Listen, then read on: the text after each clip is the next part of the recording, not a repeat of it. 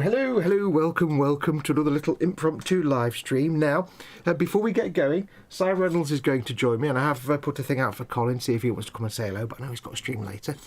So before we get going, I need to go to the back in a minute screen so I can go and join Si Reynolds and get him in. So give me 1 minute and we'll just listen to some nice music while I go and get everybody sorted out. Hang on a minute, I've got to do a thing. 1 second, that needs to go there. I need to press some buttons. I know, pressing buttons, it's never an idea. Right, back in a minute.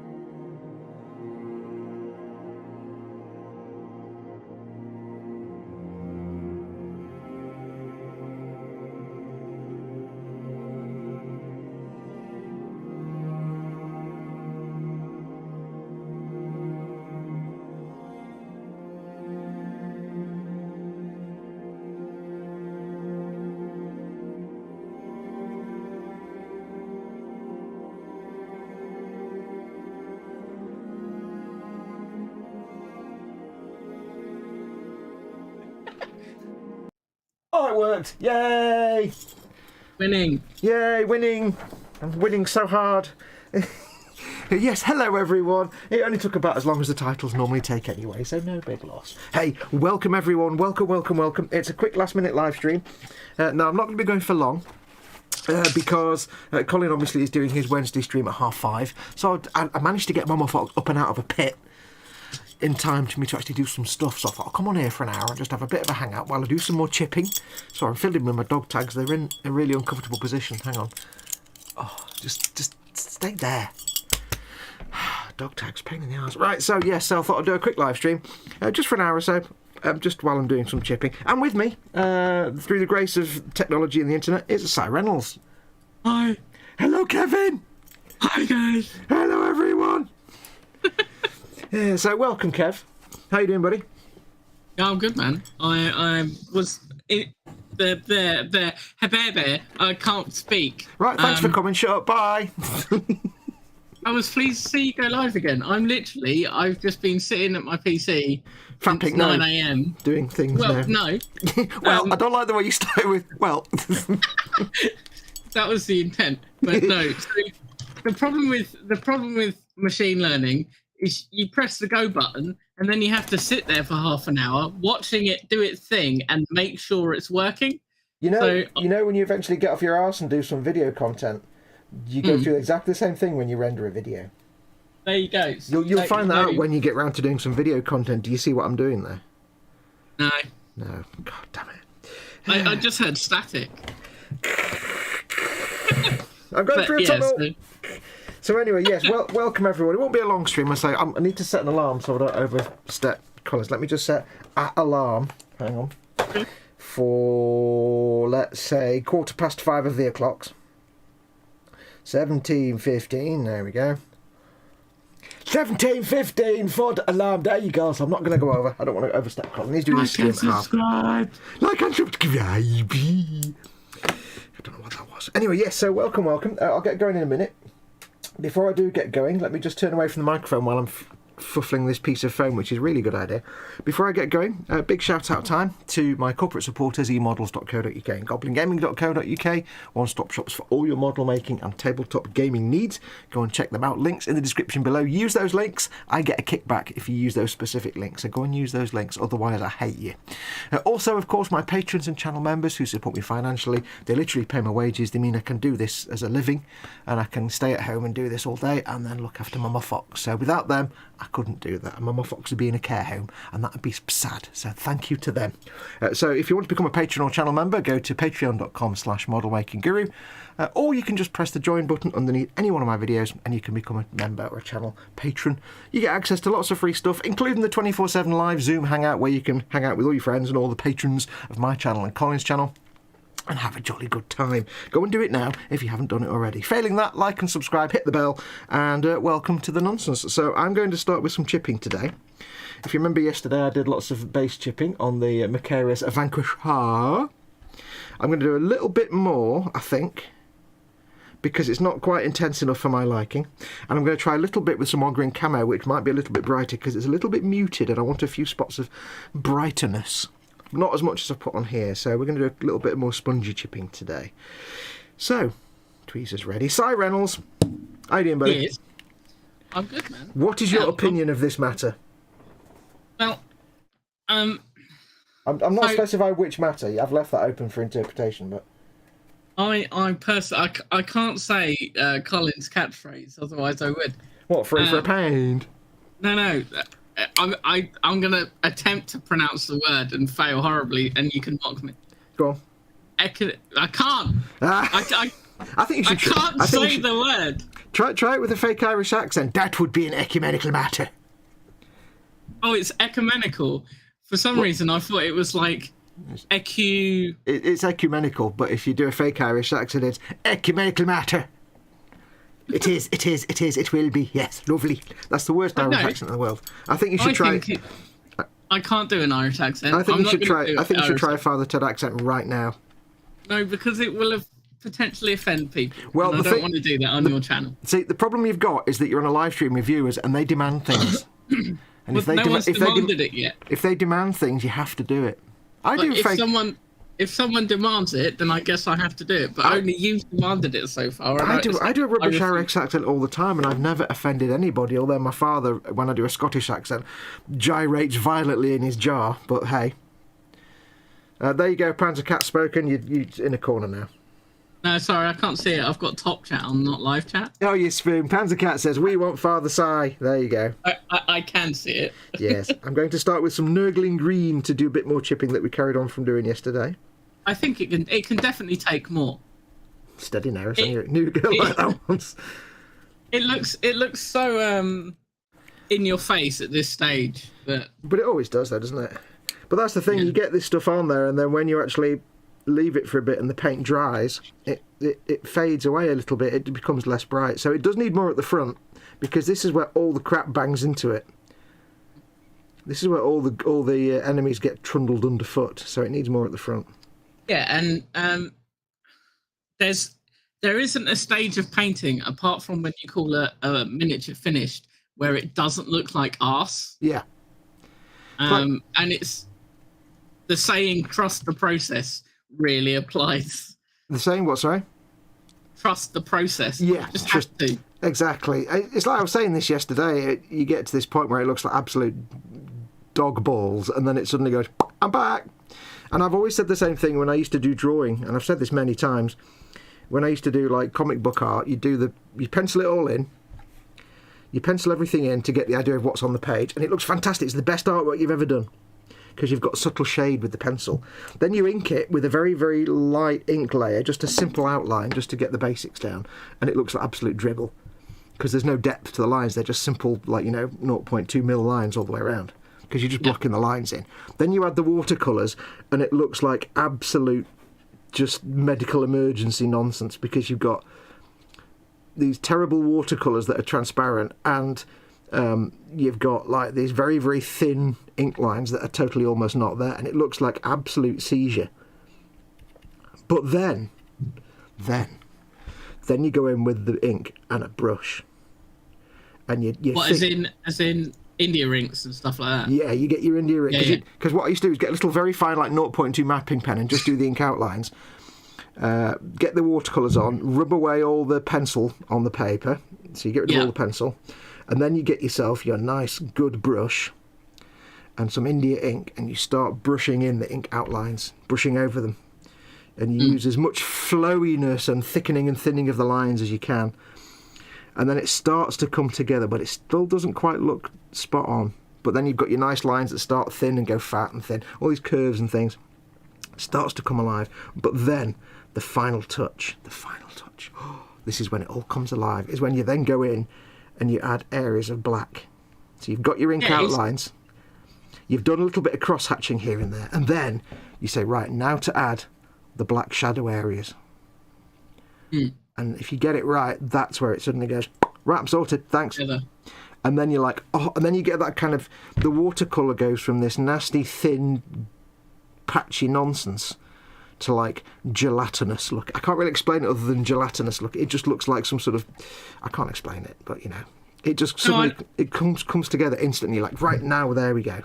I know what you mean. It's like a transition in real life. Yeah. It just like happens in front of your eyes. It's like, It just goes from a namby-pamby thin layer of watercolour it's got rubbish. It just becomes suddenly a block of colour. And then my final stage will be to go in, and I've done lots of black shadows, will be to go in some places and do some glazes of Payne's grey watercolour, just to add some extra shadows. Because if you're using, anybody doing that comic art out there with watercolours, whatever colour your thing is you need to put a shadow on, get some Payne's grey. So say you've got something that's red and you want a shadow across there like that, but not a black shadow, but like say it's the collar of a jacket and it's red and you want a shadow from the neck, just get some Payne's grey and brush it over. It just makes it look like it's in shadow. It's perfect. It's the perfect shadow colour for watercolours. Makes complete sense. Yeah. So it's like that. I nearly lent on them stubbers again. It's just one of those things. It just comes together. So like Si said, you have to trust the process. I have a very important PSA to everyone watching. Yes. So GW have announced their price raises. Just gonna, it's yearly at this point, isn't it? Yeah. And they've said it's going to go up by like 5 to 10%. So, and that's happening on the 7th of March. So if anyone has their eye on something, you should maybe think about getting it on March the 6th, if not before. Yes. I've heard a few people mumbling and grumbling, but you have to kind of take it in the context of everybody's putting their prices up for everything. It's not just G-dubs. I mean, if you've been in this hobby, specifically Games Workshop, in the realm of Games Workshop, I can remember when the current Land Raider, when it was released in, it was probably, I'm going to say 1998 as a guess. I can remember because I was visiting family and I was sitting in a Wimpy in Stockport. I've stopped listening right now. I've stopped listening. Whatever you say now is irrelevant. I don't care. I'm not listening. Yeah, but I didn't get to choose where we went. So I was in Stockport. I mean, it was Stockport. I mean, to be fair, you've suffered enough probably already at that point. But it was horrendous. But I was sitting in Stockport in an unnamed restaurant and reading my White Dwarf. And the Land Raider was £27.50. Wow! And I believe it's now a £60 tank, something like that. So, something. Yeah. Gone a bit too heavy with me stippling here. How well I'll be able to make it look like an awesome. See, it's gone a bit wrong there. Look, I don't know if you can see on that edge. We can recover that nicely. We can recover that. That to me just says that maybe an orc exploded or didn't explode and rolled up onto the bulkhead there and just smashed into the side. Yeah, but I've got more on this corner bit here. You see, to pad it out. So there you go. Yeah, but I mean, the thing you have to remember with anything is it's unreasonable not to expect anybody that charges for a product or a service to sit there and expect them to never increase their prices. You're an idiot. No, definitely. Because that's not how business works. At the end of the day, if it's costing GW more to get materials and to manufacture, then they're going to have to charge more for the product. And especially right now at the moment, it's not just them putting the prices up. You know, half the world's in a global economic crisis. Everybody's putting prices up. So I've heard people whinging about it, and it's like, you know what? Shut up. It's a luxury hobby anyway. It's not like this is food that you need to feed your children. It's a luxury hobby, and you've got to expect prices to go up. Everything's going up. It's not nice, but it's no point going on the internet and shouting about it. Yeah, it is a fact of life. Yeah. At the end of the day, there's no point. It's not a great fact of life. No.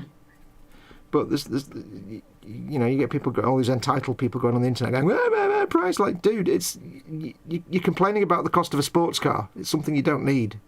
It's something that's a luxury. The best bit about the people that generally moan about the price is they have about 18 bajillion armies. Yeah. Well, maybe you should narrow your focus. Yeah, narrow that down a bit. I've just thrown that sponge away and hadn't finished using it. Arse magnets. Ooger. It was a nice bit of sponge as well. Yes, I mean, it's. I'm not dismissing everybody that, you know, thinks it's not right. The price has gone up. Everything's going to go up eventually, and to some people, this is an expensive hobby. And I'm not really. I have done it in the past, and I do it occasionally. But I'm not going to say that if it's too expensive, you know, deal with it. But you kind of have to say that in a way. I mean, I'm not rich. I'll just buy less. Yeah, I mean, I'll buy more carefully. 90% of the time, you won't even notice it. It'll be like 50 pence on the squad or something like that. Something like that. It won't be massive. It's not like you're going to go from like £10 for something to £50. Well, not no, much anyway. Exactly, and that blow is softened, especially when you purchase from fantastic sponsors like Goblin Gaming. Goblin Gaming, do. Yeah, because they do drop 20% off the price, RRP. So, yeah. Well, I think most people do. Yeah, nobody really charges at Games Workshop RRP, I don't think. No, I don't think so. No, it'd be pretty foolish if people did. Even my local gaming store, FLGS. Yeah, they You've just given up the will to continue speaking. Your brain's just gone on board now. What?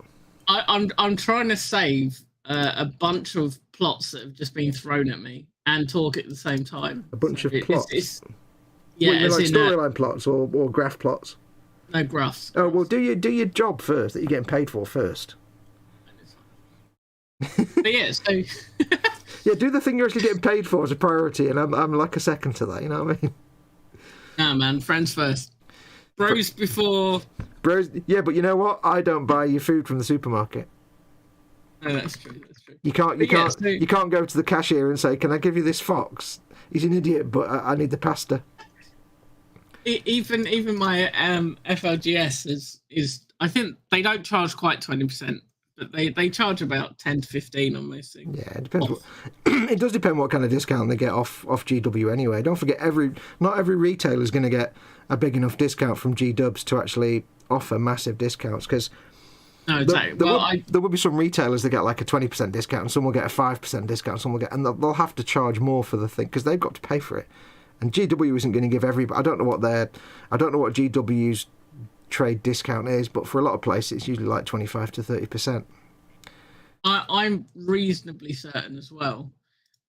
I mean, it makes sense that places like Goblin Gaming and other similar online retailers. Your mileage might vary. Yeah, indeed. They probably buy much higher levels of volume. Oh yeah. If someone buys like 10 kits a month, they're not going to get as much of a discount.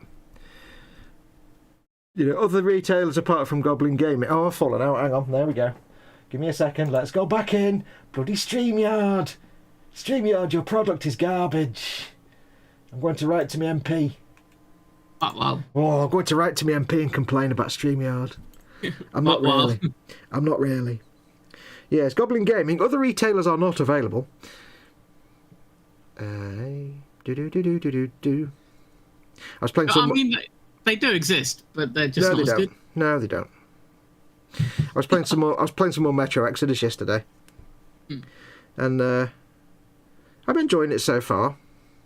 Although I'm not so enamoured with the voice acting. Well, not the voice acting, but the way the quality of the voice recordings.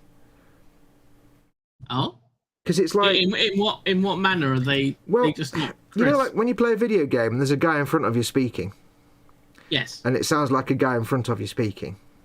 Yeah. In the Metro Exodus, it just sounds like a recording of someone speaking. I can't really explain it, but like, for example, you're in a train engine. You're in the cab area of a train engine. And everybody's speaking with this massive echo, like you're in a metal cathedral. So they've got the echo. They've got the echo a bit wrong, but I can't tell if it's just that they've got the echo on the recordings a bit wrong because they've baked it into the actual recording. But it just sounds like it's you're in a room with a load of avatars and some recorded dialogue. It doesn't sound like people standing in front of you. It's not the voice acting. I mean, the voice acting ranges from good to average, but there's just something about the way they've recorded the voice that makes it sound like you're standing in front of a load of trigger points where audio is playing. It just doesn't sound off. It sounds off. Yeah, it doesn't sound like live conversation or anything. It's I don't know. It's really hard to pin down. It's like listening to. It's like watching a movie that's been dubbed into English, where it's not quite like how people normally speak. You say it does it ruin the immersion? A little bit, but I say it's not necessarily the acting. It's more the characteristics of the audio, like the echo and stuff. And sometimes it's all delivered very flat. Everybody's voice is the same. Everybody sort of speaks like this all the time because they're doing a Russian accent, so they have to talk like this all the time. Nobody goes quiet. Yeah. It's like, how are you doing today? I'm doing fine, thank you. Yes, thank you, please. Excellent. Let's go kill this thing. No, let's go over there. Okay, let's do. It's like, really? There's no. I don't know. It's weird. It doesn't destroy it, but it's a little niggle. Okay. It niggles Andy at me. McLeish has joined us, by the way. Who? What? Andy McLeish has joined us. Hi, Oh, Andy. yes. Yes, I see Fox in the press of the Macharius Vanquisher. Yes. Are you doing chat dolling, by the way, that you haven't done yet? Well, I was going to, but we've just been nattering, so... It's your fault. Yeah. Right, I'm going to try something daring now. This thing really looks like it's diseased. It's got a kind of Death Guard look to it. I'm going to try... That was Nurgling Green, which is a pallid light grey. It's like a pastel-y light green, which looks quite nice when you build it up. But I'm going to try a little touch of Ogryn Camo, just because it's a little bit brighter. Be fine. That'll be fine. I think, as you know, first what I need to do is put some chipping underneath these stubbers that I can't get to. Wait, sponge! See, to me, that would just read as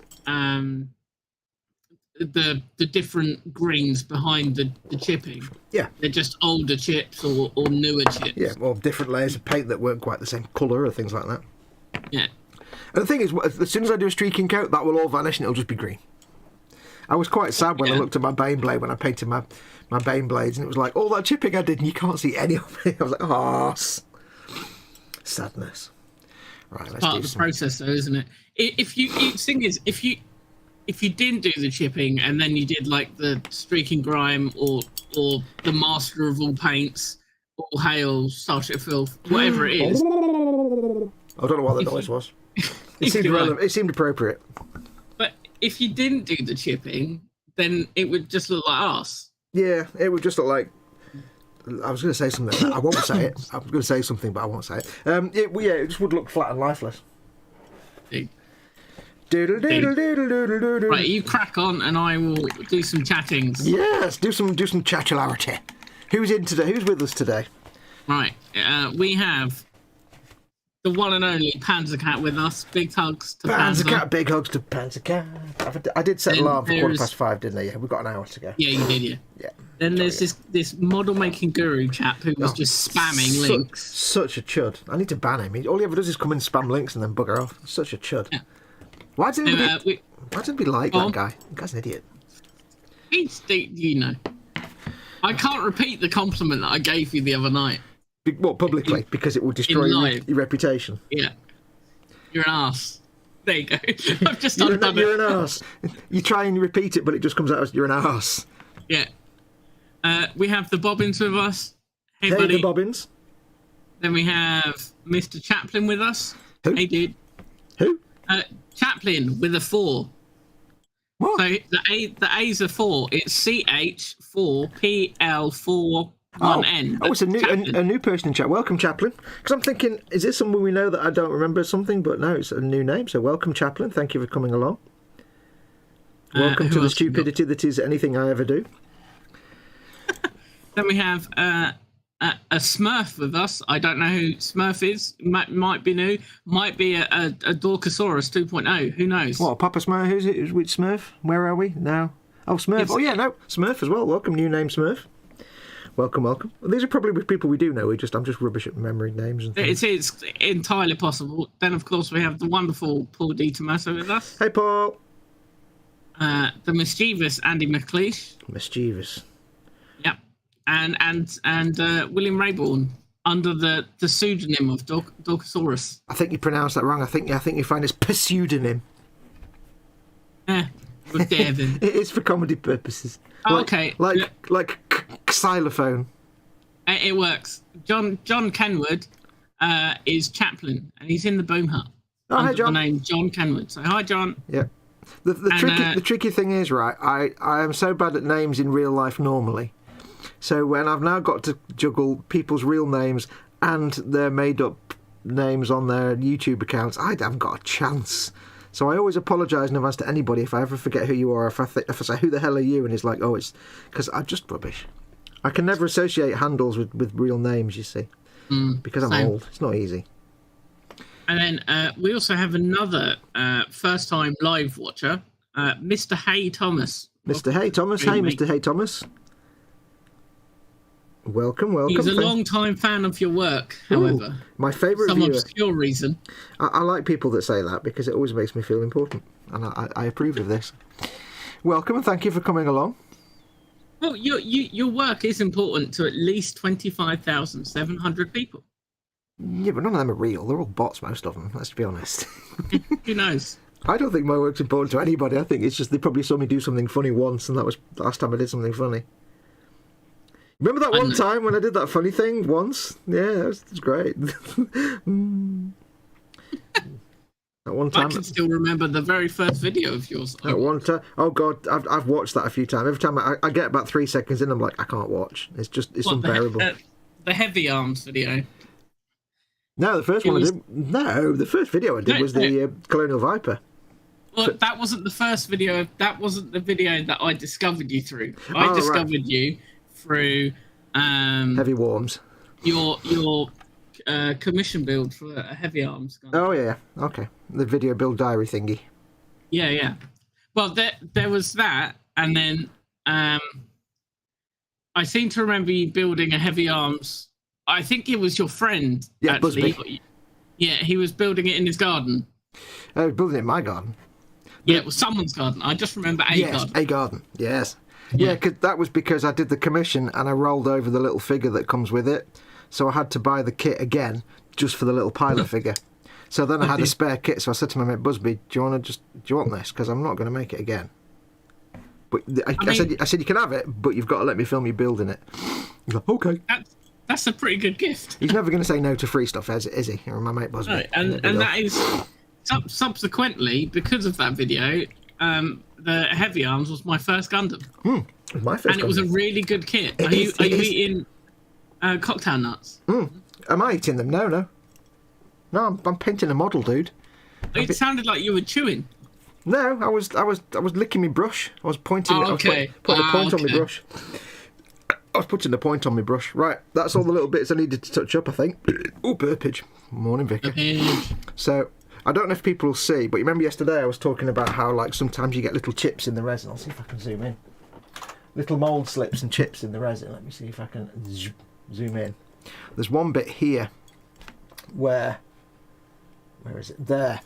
That's a chip in the resin.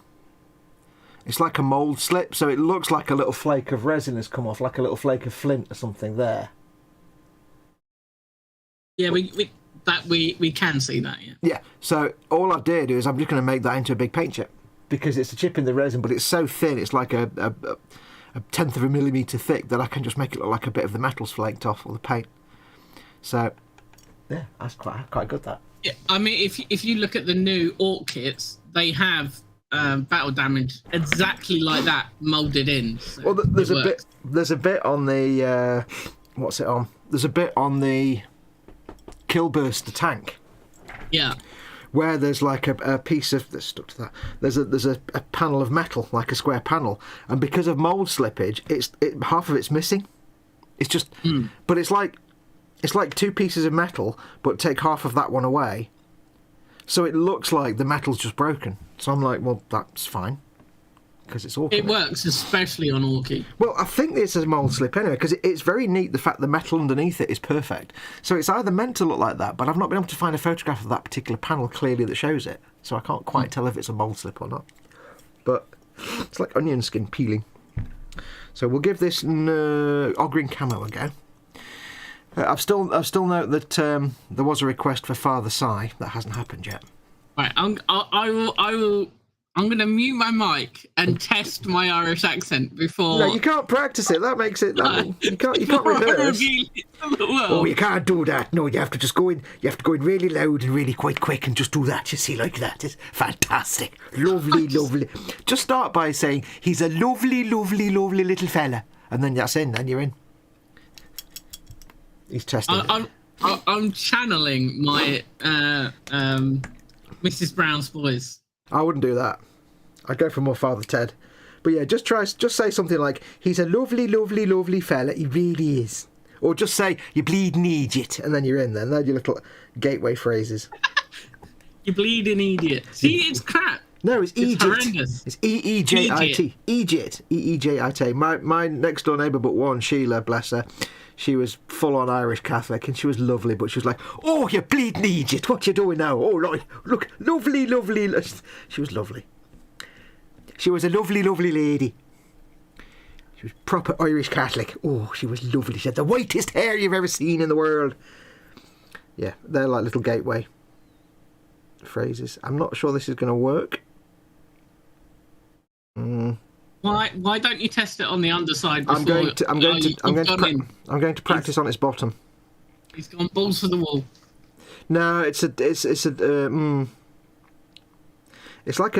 not darker per se, but it's also a terrible piece of sponge. It's like it looks like it's completely tonally different. Yeah, on camera. It's a more yellowy green than the pallid Much green. More yellow. Yeah. That doesn't really work, does it? Nah. You could just add a touch, and I mean like a smidgen of Rhinox hide to your original chipping colour, or go the other way and just add some like an ivory tone. No, I can't be asked. Can't be bothered. It looks fine. I mean, yeah. I've got to balance between how many hours I put into it and how much I ask for it, so I think we'll be fine. I think. Yeah, we'll be fine. I do need to kind of, at the moment, I think I need to accelerate how fast I'm doing these things. So. Why? Because I need the money. So you're finally going to listen to my nagging? No, what I mean is, not that I'm going to spend forever doing a million things, but I just need to start not doing a million things on each one. So yes, that's what my nagging was in regard to. Well, that was just me learning how long things take. At the moment, I'm on 20. Well, with the hour I spent yesterday, about 27 hours on this so far. That's including buildage. So it's about 2 hours painting and 20. Not really. Right. Now it's time for the brushing skills. What we need now is the Rhinox hide. Das ist richtig. There you go. Bit of fapula noise. I would noise. like to confirm for the chat that Fox was not fapping. Oh yes, it was fapula. That's why I did it to my microphone, because it sounds like fapularity, but it's not. Candygram's in. Hey Jeff. Did I say that, Jeff? Did I say you were in? I don't know. Chaplin says, found the group due to learning how to airbrush. Cool. You're welcome. Get reading chat, bitch. You not hear me typing? Slagger Thor? You're not allowed to type in chat. I'm not typing in chat. What are you typing? I'm doing what? I'm typing code. You told me I had to work first. You're doing your paid work? All right, I'll let you off. I'll do my own chat dolly then for a bit. The Bobbin says he found this channel through the MGS Striker build. Yeah, that was... Yeah, less said about that one the better, I think. Was that? Was that a commission? No, I'm thinking of the. Oh, what Gundam was it? Was it the Freedom Gundam that I'm thinking of? Where it had a white. It was kind of. I think it was for George, like purpley tones. No, that was the Strike Mauve. Yeah, it was. Somebody wanted a. I can't remember who that was commissioned for now. Not that I'd say anyway. I just can't remember. That was a slightly purple. That was good. That was done around about the same time as the Destiny Western Flux Gundam, which was the Living Nightmare Hell. Because it's a really bad kit. And also the guy that commissioned it bailed at the last minute. Hooray! I still sold it. Not to the person it was intended for, which is just annoying. Well, it was fine at the end. He did send me some very nice artwork, so I'll let him off. It wasn't his fault that circumstances suddenly changed, but that's the risk you take with commissions, you see. Yeah, very true. Das ist die Risiken Gefahren mit the commission and the painting and the money, yeah. He did lose his deposit though, and he was quite happy. He said, I know I'm going to lose my deposit. I said, yep. So there you go. And he was a nice bloke. He wasn't just some chud I didn't like. Where are we up to? Good point. I don't need to type anymore, so you can return to work. Okay, I think you should start with Andy McLeish's comment. Well, what about him being mischievous? No, I can't really say that, can I? Because he does so many. Where he says, "Sign Reynolds now. You will. Oh yeah, I found it. And Chaplin says, "Oh, go on." Right. Yes. No. I refuse. Andy McLeish also says, "Go on." I am retaining my dignity. And you may laugh. Panzer Cat says, "I can't see Candy in chat." That's because it was way up at the top of the chat. Yeah, he's definitely. Well, he might be working just with background noise on. I've just realised. I put some tissue down for my non-dry brushing purposes, and then used it for dry brushing purposes. What a dick! Away and bulged head. Right, let's try that again, shall we? Right, what's chat doing, bitch? Well, you pretty much read it all out. Have I? The last comment. Well, there's now a new comment, but the last comment was William saying hi to Jeff, and also William has only been awake for an hour and a half. I would call you a slacker, William, but I know that you're in America, so that's what 10 a.m. Depends on which part of America land he's in, doesn't it? Well, yeah. My brother lives in Tennessee, and that's 6 hours. I don't know if it's ahead or behind, but it's 6 hours. Jeff is in chat. He is just working. Yeah, well, his entire comment so far has been, I can't chat, but I'm watching. So yeah. That's where I got that clue from, you see. I mean, that only just popped up for me. So, you know. Well, I heard that rumour. Right, we're gonna do an exercise, Fox. I don't do the role building. I'll catch you bullshit. I don't do all that corporate nonsense. No, it's not corporate at all. Okay. I'm gonna say a sentence to you, and you're gonna reply with addicted. Okay. You with me? I don't understand the rules, but I'll figure it out. Okay. What's gonna happen when you consume too many drugs? Don't know. Your kidney falls out. You lost. You just meant to say addicted. He's lost, everyone. The rules are far too complicated. You didn't explain it very well. Just say addicted. Okay. All you've got to do. Okay. So what's going to happen when you consume too many illegal drugs? Addicted. Yeah. What's going to happen when you consume too much alcohol? Addicted. What hit you in the face last night? Oh, you can't. Oh, mate. I saw that coming, if you pardon the expression. That makes it worse, doesn't it? I know, though, that I'll be able to get Colin. Yeah. Colin would just go with it, bless him. He'd say it and then go, wait, oh. And then he'd be doing that laughing for a while. Also, will you be watching Book of Boba Fett tonight? The Book of Boba Fett. Yes, I shall be watching it while I'm eating my dinner of whatever that may be. You've not decided yet. I am making a chicken booner tonight. Ooh. No, well, Mama Fox is having one of her chicken pies because all I do is turn the oven on, slam it in, and give it to her half an hour later. I don't know what I'm having. It might just be, last night I was bored and I couldn't be bothered. Mama Fox was having ham and chips, so I just made some tagliatelle with chopped up hot dogs. Did you have an egg? Hey? I think you have to have an egg with ham and chips. So ham, egg and chips. I would have done. She would have done, apart from the fact we didn't have any eggs. If you, I mean, eggs, that is an issue. If you any eggs, it was a bit of a stumbling point. It is. Yeah, so what I did was I got a whole mess of tagliatelle and made that, and I chopped up me 6 big fat hot dogs in a tin, and I put them in a pan with a jar of butter chicken. And yeah, that was my dinner. It was most delicious. Oh, but also, to take it to the Fox level, Mama Fox with the ham and chips also had a small amount of Heinz macaroni cheese. Yeah. So there's no point throwing half a pan of macaroni cheese away, so I threw that into the mix as well. And it gave it literally was Fox's mess. No, because Fox's mess involves potatoes and rice and leeks and chopping things up. This was just mess. Okay. This was can't be arsed mess. Yeah. The thing is, though, it's like literally 3 minutes to warm the hot dogs up. Yeah. The butter chicken sauce really is only a few minutes to heat it up anyway, and the tagliatelle takes 8 minutes. And it says 8 minutes on the packet, but it really means 15 minutes because it doesn't take 8 minutes. Yeah. But yeah, and then you've just got a big plate full of worms. It's brilliant. Worms. For anybody wondering, I am painting the rusty parts of these paint chips.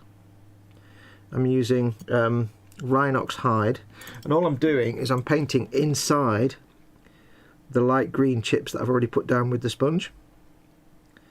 Some of them I'm making really big, some of them I'm doing really small. It's just to suggest where the light green chips are where the top layer of paint's been chipped away and you've seen the clean green paint underneath, or maybe an earlier shade of green that was painted on it, you never know.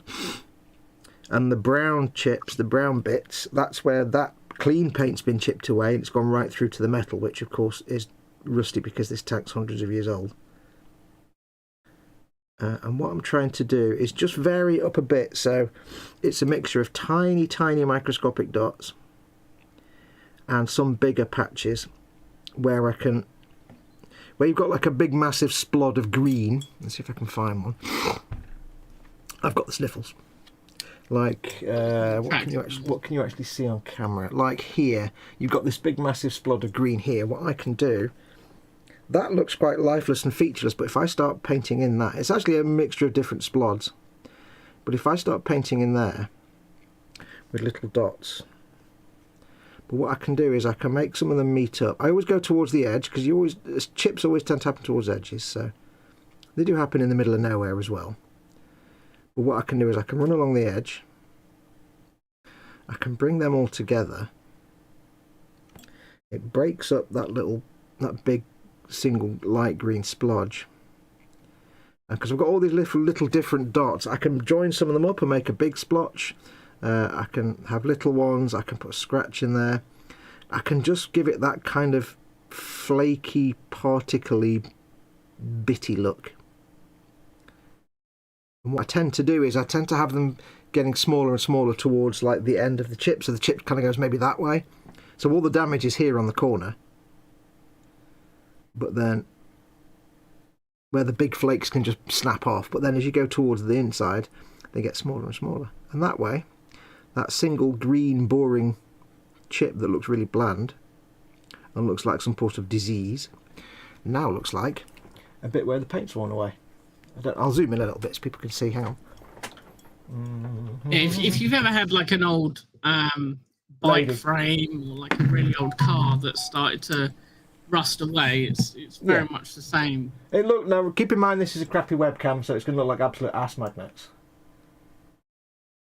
If I can get it to focus properly. No. So it's not going to look great, but you get the idea. It just takes you from something like that, which is just a green splotch, and takes you to something a bit more interesting. You can't really see there. I've done some down here. You can see on that glasses plate part there. It goes from just having green patchiness all over it on here to just looking a bit more like a piece of metal with green paint on the top. and you've got the light green now goes from being a big patchy thing to more like a highlight around the edge of the dark brown patches. You don't want that everywhere, but that's how you can. That's why you do the light colour first, because the light colour is meant to, in a lot of cases, will just be an edge around the dark chip. Not always. Sometimes you want a light patch, but sometimes you want the dark patch. Some people, it's all about variation, isn't it? yeah. Now some people like to paint the dark chips first and then paint little highlights around them. I find that far too much like hard work. Because imagine if I went around this tank and brush painted all the brown chips and then spent a week going around painting little highlights on them. No. That's why I do the sponge chipping with the light colour first. It allows me to build up areas of light colours that I can then darken down into dark patches. Some people like to do they like to do a thing where they'll paint, say they'll paint a dark colour like that, and they'll do a chip, and then they'll come back later with a highlight colour and they'll do a highlight just on the bottom. You can't see that. Just on the bottom of it, because that's where the light would hit. Technically, that's it's pretty correct. Pretty much what GW does. Yeah, technically it's correct. Technically, it doesn't look very good to me. It looks like a painted paint chip. Whereas to me, it's just more fun to have the highlight all the way around the edge, because to me it suggests you're taking the paint, you're ripping a piece of that paint away. You're seeing the brown rusty metal underneath, but all around the edge of it, you're seeing the clean paint that's in the middle of the layer of paint. It's hard to explain. Imagine you've got like a layer of paint that's, let's say that's a layer of paint. And this is all dirty and grimy, and it's had dust and dirt and crap all over it. And you rip that layer off, but you've still got paint here.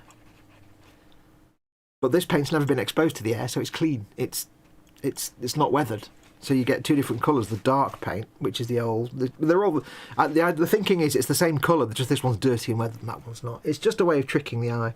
And I've always found this way of doing it, either sponging or brushing, more convincing and realistic to the brain than doing the dark colour with the line underneath it. Because when you do the line... Go on, sorry. It's hard to explain why it makes sense to the eye, but it does. Yeah. I mean, basically, just go out.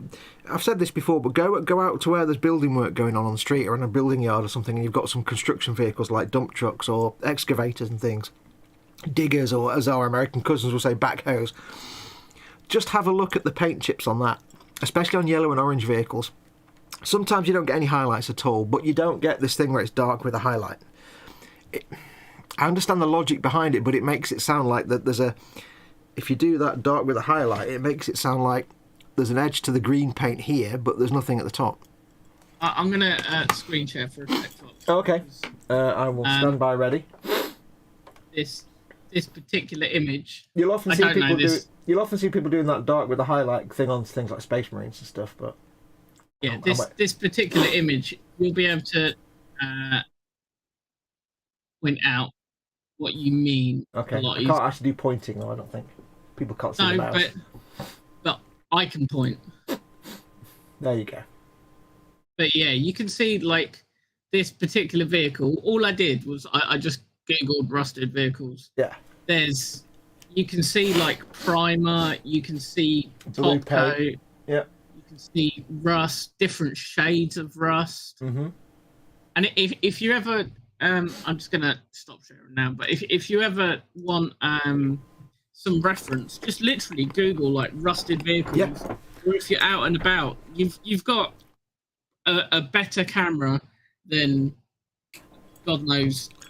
You know, you're not quite carrying a DSLR, but most people have got a very good camera in your pocket these days. Yeah. Take pictures all the time. Take reference photos. I find myself doing that whenever I'm out and about, and I've got pictures. It sounds really weird, but I've got pictures of truck arses. When I've been sat in the passenger seat of a car and we're going down the motorway and there's a truck in front with a load of weather, I'm taking a photograph of that. Trucks are great for weathering because they're generally on the road much more than cars. But that's the other thing with rusting as well. The way I'm doing it here is just one type of kind of rusty chipping. This is just like the paint's all right, but it's been chipped away.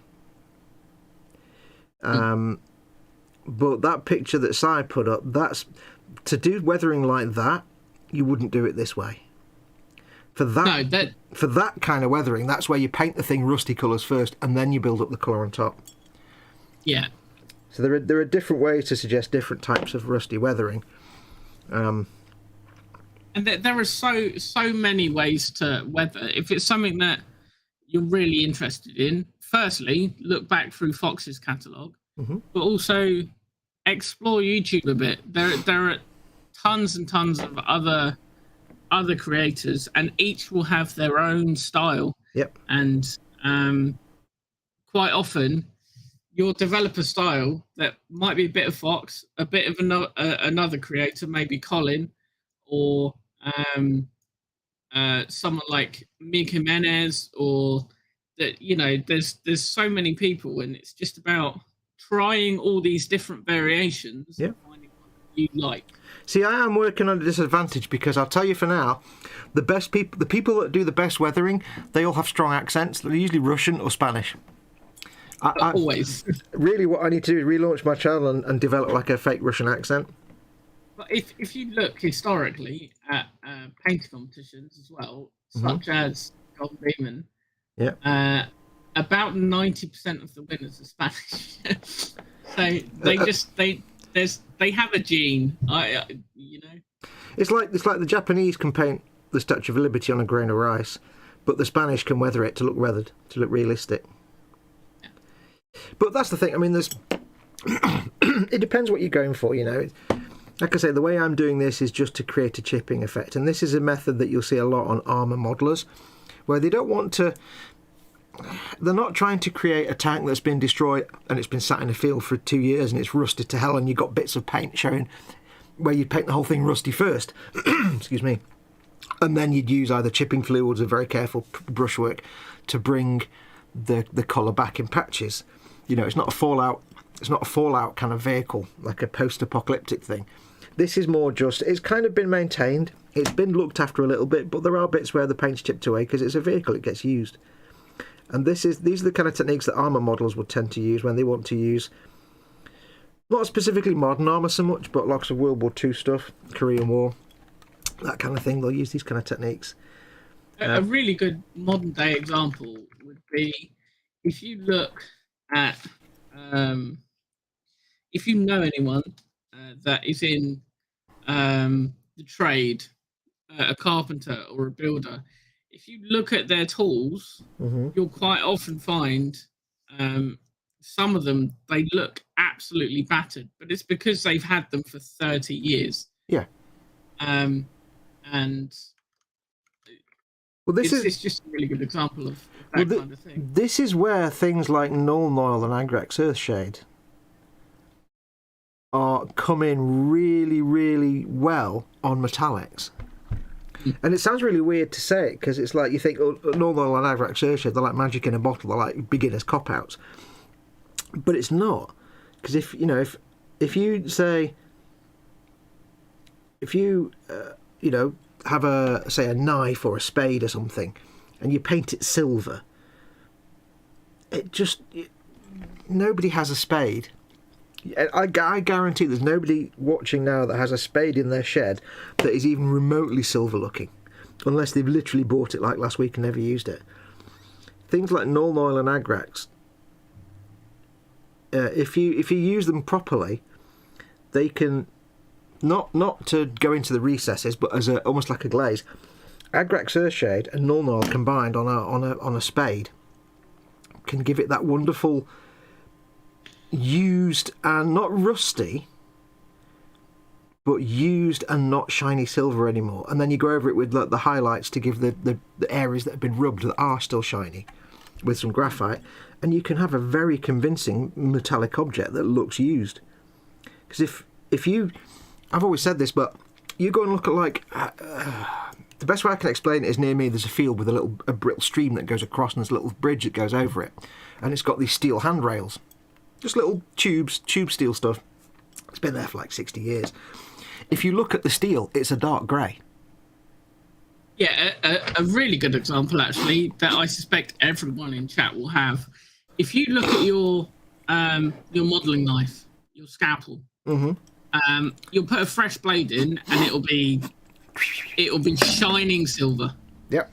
if you look at it after you've built a kit or after a week or so, assuming most people use a modeling knife in the same way, where your thumb almost rests on that blade somewhat to drag it along, you will see that the side of your blade that your thumb rests on, it tarnishes just because of the oils in your hand, etc. There's two.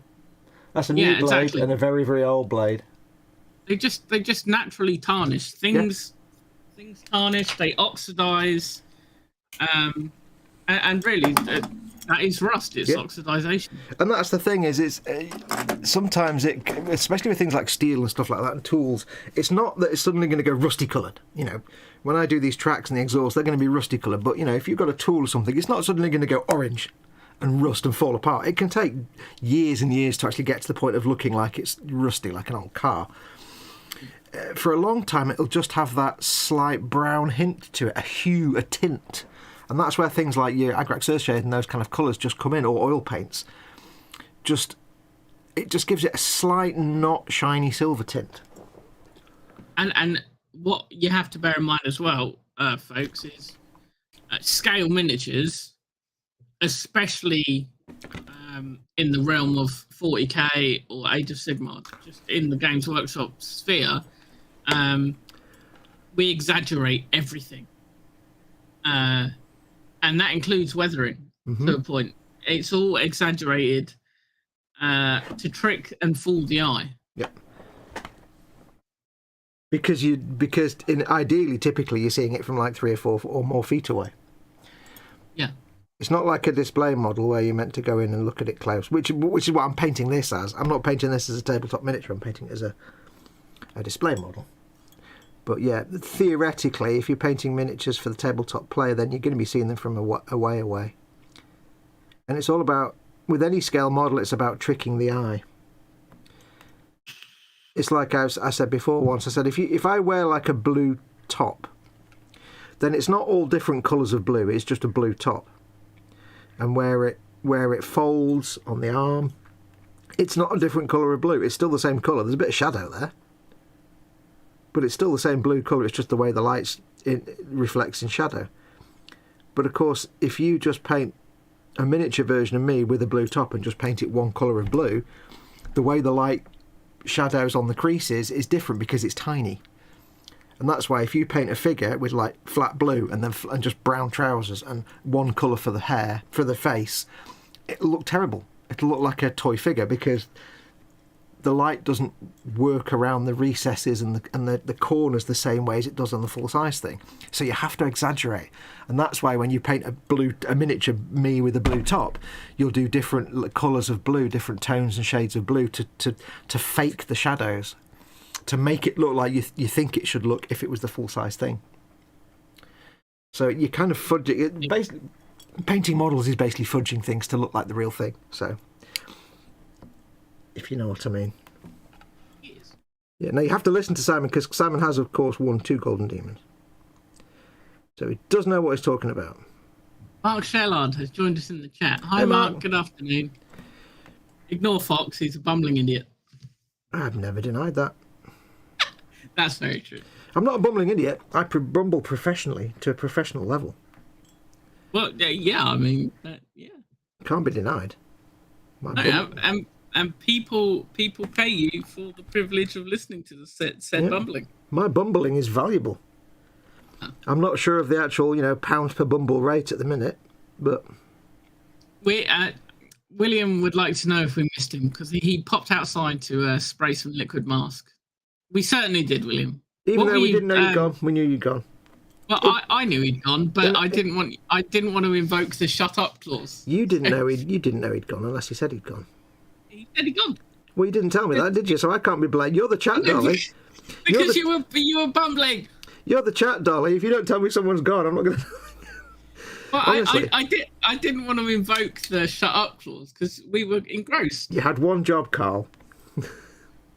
Carl.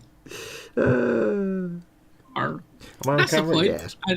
It's a bit late for bench and bellies. Nah, it's all right. Well, I'm off in like 9 minutes, so you've got 9 minutes, folks, to let us know what's in your what's in your belly and what's on your bench, and I said it the wrong way around, but you know what I mean. Yeah, what's in your bench and what's on your belly? Most people would be like, a cat, and I can't get rid of it. And now you said it the wrong way around as well, but I'm not sure if it was intentional. I saw a very amusing post on, Dr. Faust Painting Clinic. Yes. On his Facebook page, he's got the cat, hasn't he, called Marvin? Yes. He has like Marvin Mondays and stuff. He put a picture up of Marvin sat there. I think Marvin had like a particularly derpy pose, and he said, "I've got terrible news. I took him to the vet today, and the vet said he's healthy and will live for another 20 years." The Dr. Faust Painting Clinic is another channel similar to yours in the way that there's. Oh, I'm going to compliment you again now. I already feel sick. Have you just backed yourself into a corner? I've just barfed in my mouth. But there is a certain charismatic quality to his videos. He's very engaging to watch and listen to. Oh, yeah. Which is a quality that you share. But now I have to insult you, so you're an arse magnet. Yeah, that's how it is, yin and yang. Yeah, I had to balance it out. But yeah, the great channel. Yeah. Does such a wide array of miniatures. He just pigeonholed himself. I mean, I started watching him way back when I did my first Millennium Falcon. I was looking up, like, researching how to paint the Millennium Falcon. And I can't even remember how I discovered that channel. I mean, that was before he was. That was before he was doing miniatures and stuff. Well, I've been watching him for probably as long, if not maybe even longer than yourself. Yeah. Like you say, I've watched him do Enterprises, Voyagers, War of the Worlds dioramas. Yeah, the endless quest to do a Reliant that never ever worked. Yeah. Oh, do you remember when he painted the Reliant and got all the way to the masking stage after putting light again, and it just died because the vinyl pulled all the paint off? I'm not sure I've watched that one. Well, but that would be soul destroying. Yeah, he put lighting in it. He'd fixed because there are no good Reliant kits. They all have issues. Yeah.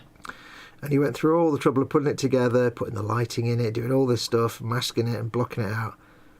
Got all the base colours down, did all this, tried these pearlescent paints, put some vinyl masking on to do the Aztec panelling, and the vinyl Aztec panelling was pulling the paint off when he took it off. Oh, gee. And in the end, he said, I've given up. I'm throwing it in the bin. It's going in the trash." And that is my favourite starship, but I've tried building one once, but when I was very young, and it was obviously a complete abortion. So, but that's my favourite Star Trek vessel, and yet I've not got the courage to do one because I know I wouldn't enjoy it. I'm 99.9% sure I am familiar with the ship, but I'm just checking. It's the one that's the saucer section with two nacelles underneath it. Wrath of Khan, it's the other ship. Oh, yes. It is the ship that I thought it was. Yeah, it's the best ship in Star Trek. It is absolutely the best ship. I'll hear no other arguments. Thank you very much. You won't get any arguments from me. Good. That's because you're a good girl. You know what you're doing. Right, there we go. I'll show people what I've done on this bit. La la la la la. Right, and whilst you do that, I'm going for a pee. Bear back. Bye. Turn your microphone off. So you can see there, I've done some chippy. Now you have to remember when you're looking at this through a webcam, it looks really like stark. You've got like pointy brown bits, and you can barely see the green highlights. Let me just see if I can focus it better. Probably not. But I can assure you, it right now it looks like you've taken that and a photograph of it and converted it into a flash image in like Adobe Flash back in the day. It doesn't look like that. It doesn't look like that at all. I'll take a picture and put it in the boom hut, but it looks a lot more subtle than that because the brown isn't quite so stark and there's not as much contrast. But this is the kind of effect I'm going for with these front panels. So you can see how building up the brown in the middle of the light green just starts to make it look a bit more not realistic is not the word I'm looking for, although it does. Your eye, it takes it from looking like something that's been painted, a block of something plastic or resin that's painted. It starts to suggest that maybe this panel on the front here is completely separate from the panel it's attached to, and it's a little bit rusty and there's metal underneath. It just starts to make it look a bit more alive and vibrant, and that's what you're aiming for with chipping. It's not 100% realistic. there are other ways you can do it. Of course, I'm looking to sell this. I'm not going to spend 400 hours making the most realistic paint job ever, so I'm going to have to, there are some limitations to what I'm going to do. But if you want to get that realistic look, doing the light colour first with sponges and then going in with the chipping colour afterwards, the darker colour, is a real good way to do it. And if you want to later, what you could do when you're doing the light green colour, I just use the one colour, I use the Nurgling green. You could use a couple of different colours and suggest different layers of paint. You could, of course, I've just suggested under here that we've got rusty metal with the paint on top. You could also do some chips in, say, a dark grey colour to suggest a primer colour, which is Fox, interesting. shut up. Hello. I'm back, but the missus has just come in, so I'm going to bid you all goodbye. Okay, now, bye. Bye. Thanks for coming in, buddy. My pleasure. Bye-bye. Bye, everyone. Bye. Don't break it. He's gone. Right, we can talk about him now. So you could go in with different coloured chips to suggest different things. Maybe not every chip goes down to the metal. And it could be that some are primer colours. It could be that you want the vehicle underneath not to be rusty, so you wouldn't use a rusty brown colour. You'd maybe use dark grey to suggest a primer coat, because in real life a vehicle will have a primer layer and then the paint. Unless it's Japanese World War II aircraft, in which case it's bare metal with paint on top. So there are lots of different ways you can do it. I do recommend, if you've never tried it before and you've always done, say, the dark colour with a little highlight colour underneath it, next time you're painting something, especially like Space Marines and stuff, try this method. If it's a little tiny figure, you can use a sponge, but it might be a bit overkill. Maybe just brush paint on the light colour, but do try this method, the light colour first and then the dark colour in the middle of it. And once we've done the streaking and the weathering and other things on top of this, these will become more subtle and it really will start to look a bit more convincing. We'll do little filters and washes in the recesses to make all these recesses and corners pop. We're not going to do a dot filter or anything like that. We will do streaking on it to make it look more weather worn. We can also do later on, if you want it to look really like it's a lot of rust for a long time, we can start putting little washes on these rusty patches to make the paint around the rusty patch look stained. Because if you look at a proper rusty thing, you've got the rusty patch here and then some paint around it, and the paint's dirty anyway, but where that rust is like underneath the paint but it's not peeled off yet, that paint may have a kind of a rusty orangey browny tinge to it. And of course there'll also be rust particles streaking down as it gets rained on. Of course you'll get the rust leaching down the side of the vehicle, so you'll have rusty streaks. So we could do a lot with this, and I don't know how much I'll do because I've got lots to do on this, but yeah, so you get the idea. Now this is a long drawn out process. This step will probably take me a good few hours to go around and paint inside all the... I'm not going to do every single chip, but a lot of them. You'll see there's some here, perhaps you might see where it's still just green chips. I'm not doing every single green chip. That's the whole... You've got to keep it random and not everywhere. Try and keep it to where the most damage would occur to the paint. So, the chips in the middle of this bit, perhaps, for example, there's a few of them, but they're a bit small, and there's some just green chips only. Whereas the chips on the edge are much more intense because that's where things are pinging off the edge. So use your logic. But yeah, I didn't catch all that. Did you explain it again? Says Dorcosaurus. Yeah, banned. Fox, your chat dolly can't get a word in. I have given Simon and Colin strict instructions because Colin's like this. They're both the same. They'll be there and they'll say, why didn't you tell me something? And they'll be like, well, you wouldn't shut up. And I've always said, well, if you just told me to shut up, I'd stop and you could say what you need to say. Because Colin will sit there and let me waffle for 10 minutes and then say, well, I was going to say something, but you didn't shut up. So they're under strict instructions to just say, Fox, shut up. And then I'll stop.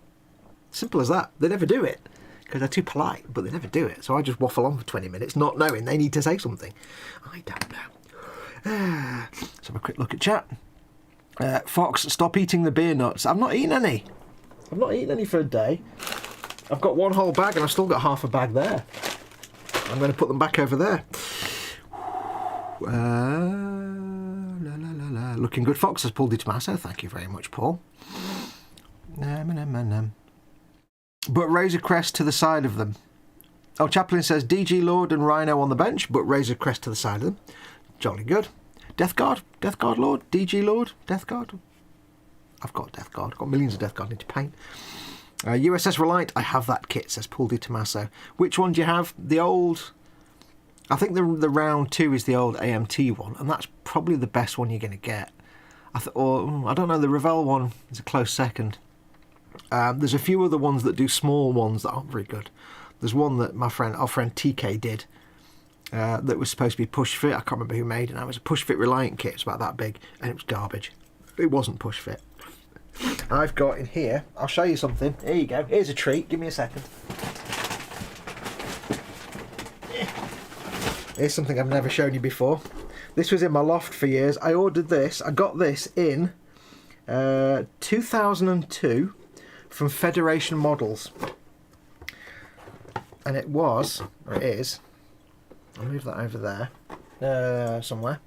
It is a resin USS Reliant that I started painting in the early 2000s, and then I didn't. This was Tamiya paint. I was brush painting Tamiya paint, so you have to give me a break on this. I didn't know what I was doing in those days. It's a resin USS Reliant, and what I need to do is go back and strip it down. I did try filling some of the gaps and holes, and when I went into the loft a few years ago and found this, I thought I'll get it out. All the CA glue had just broken. It had all fallen apart because I probably used crap CA glue. I don't think Federation models exist anymore. It's a beautiful little sculpt, but you know. And yes, I painted it like this. It's gone dark over the years, but this was a Tamiya light blue.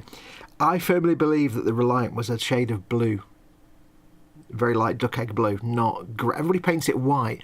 I don't think it was, because there's a photograph of the studio model of the Reliant taken from above, and it's blue. It's all different shades of duck egg blue. And if you know things like the Enterprise D, that's all different shades of blues and light blues. Duck egg blue. Duck egg blue was quite a common colour in Star Trek. So I firmly believe, and that's not badly painted, that's just I never got round to tidying it up. I firmly believe that the Reliant should be a duck egg blue. Now you can see there, that's closer to what the original base colour was, and that's just because it's faded and gone horrible over the years. So I need to strip that down, basically. But I don't know if Federation models are even still going. And I don't even know if this would even fit together anymore. And it's so old, and I don't even know how I'd get rid of the crappy soup. I didn't know what I was doing. I'd never built a resin kit before. Yeah, I was still brush painting with Tamiya paints. I don't know why I painted that yellow, and you can see that's horrible Tamiya yellow. This was before I learned all the things. And it did come with a whole mess of thousands of decals. I don't even know if they'd be usable anymore. Maybe. I think they think these were third-party decals. I can't remember if they came with it. Came with a whole mess of decals. Yeah. I don't know. Maybe I'll get round to doing that again someday. It's a long time since I used to make Star Trek models. I got quite disillusioned because they were mostly garbage, most of the kits. But yeah, my first ever resin kit. I didn't know about pinning or anything. So maybe I'll go back and try cleaning that up and gluing it all back together. It's not... There's some parts of it that look absolutely terrible. But hey, we're talking early 2000s, so you know what I mean? Yeah, you're going back a long way. The 1532 Polar Lights kit, the USS Reliant. Yeah, that's supposed to be quite good. One of the best ones out there. So you should have some fun with that one. Tabletop drama candidate, says Dorcosaurus. Yeah, one that I've done myself. Tabletop, yeah. No. I think even that's beyond my repair skills. The other thing, of course, is how would I do the Aztecing on something that small? I just know, because I don't think you can get masks for something that small. You can see, I don't know if you can see here, I started doing like slightly different, it won't really come out, but I started doing slightly different coloured panels, and all this was taking a really thin wash of the light blue and just adding a bit of a different colour to it and making a really thin glaze. So I had the idea in those days of how to do, you know, doing glazes and stuff, but it doesn't really work. And this was, again, I was brush painting Tamiya paints, so yeah, that's absolute abortion, that is. Yeah. If I painted it now, I'd probably paint it like a miniature rather than thing. But yes, I firmly believe the Reliant should be not that dark, and not even that dark, but it should be a light blue colour. That's my firm belief. Anyway, right, I think what we're going to do... let's put the back away again. My favourite bit there, that bit. I think what we're going to do is call it a show there. I'm going to obviously go off and carry on doing the chipping on this, but I need to stop now because... Don't forget, of course, Colin will be going live at 5:30 with his Wednesday at the bench with Dave. So swig of tea. Make sure to go and watch that. I need to finish now so I can get out of the way. Thank you very much for watching there. Very, very nice of you to come along for this last minute live stream. And hello to the new names in chat. Don't forget, of course, if you'd like to support this channel, you can do. You can go to patreon.com/model making guru and become a patron, or you can just press the join button underneath any one of my videos to become a member. Either way, you'll get access to live 24/7 Zoom Hangout and the associated Facebook chat group, and loads of other little freebies and exclusive content and all kinds of good stuff.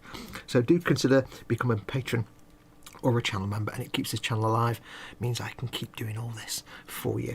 I will, Mum Fox allowing, as and when she gets up early on occasional days or gives me I get some free time, I'll do some more little streams while I'm doing the chipping and stuff on this. I need to get this done and finished so I can get it on eBay and sold. So I've got to do all the bits, and I've still got to paint the figures for it. But it will be going on eBay when it's finished. But I'll probably do some more live streams when I'm doing stuff on here that I can do while I'm streaming and painting. Little delicate stuff like figure painting, I can't really stream while I'm doing that. Not for something I need to sell. But things like chipping and decals and stuff, I can do that. So stay tuned for more of these. They will be ad hoc. So if you are or aren't already, make sure to subscribe and hit that notification bell so that when I do a last minute live stream with 5 minutes notice, it'll let you know. Other than that, though, I shall see you in the chat for Colin's stream in about half an hour, 20 minutes, 5 minutes, whenever it is. Do take care of yourselves. Thank you very much for watching. Thank you for Simon for coming in. Stay tuned. If I don't see you before then, I shall see you on Friday with Colin for the Friday Frolic. My brain stopped then. For the Friday Frolic. But until then, I shall say thank you very much for watching. Take care of yourselves. Go make something awesome like this. Go... Oh, that's why it's awesome. Go make something awesome. Go be awesome. And until next time, big hugs. Adios, amoebas.